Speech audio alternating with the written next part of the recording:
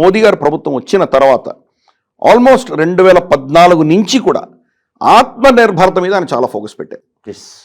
గతంలో మనం రమారమి 75 నుంచి 80% మనం రష్యా నుంచి కొనుక్కునేవాళ్ళం. రష్యా గతంలో సోవియట్ యూనియన్ నుంచి కొనుక్కునేవాళ్ళం. క్రమేపీ దాన్ని తగ్గించుకుంటూ రావడం, మన దేశంలోనే వస్తువులు తయారు చేయడం. మనోహర్ పారికర్ గారు, ఆయన ఫస్ట్ డిఫెన్స్ మినిస్టర్ ఈ మోదీ గారి ప్రభుత్వంలో, ఆయన దీని మీద చాలా ఫోకస్ పెట్టారు. చేస్తే దాంట్లో ఆయన దాంట్లోంచి అక్కడ జరుగుతున్నటువంటి అంశాలు ఆయన కనుక్కునే ప్రయత్నం చేస్తే ఎటువంటి అంశాలు బయటపడినాయంటే కనుక నిజంగా మనం చూస్తే నవ్వాలో ఏడవాలో మనకు అర్థం కాదు. ఫర్ ఇన్స్టెన్స్, అక్కడ మంచులో వెళ్ళడానికి స్పెషల్ షూస్ కావాలి. ఆ షూస్ ప్రొక్యూర్మెంట్ ఏంటి అని ఆయన ఆరా తీస్తే ఎక్కడో నెదర్లాండ్స్ నుంచో బెల్జియం నుంచో కొంటున్నారు మన వాళ్ళు.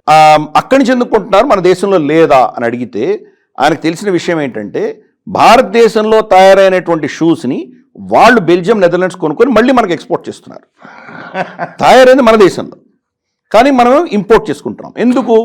ఆర్మీలో ఒక స్టేటస్ ఫిక్స్ అయిపోయారు, భారతదేశంలో తయారైనటువంటి వస్తువులు నాణ్యత ఉండదు, మనం ఆ రిస్క్ సైనికుల మీద తీసుకోలేము, నాణ్యత గలటువంటిది క్వాలిటీ ఉన్నట్టువే మనం కొనుక్కోవాలి, క్వాలిటీ అనేది పాశ్చాత్య దేశంలోనే ఉన్నాయి, మన దేశంలో లేదు అన్నటువంటి ఒక నెరేటివ్ ఉండేది.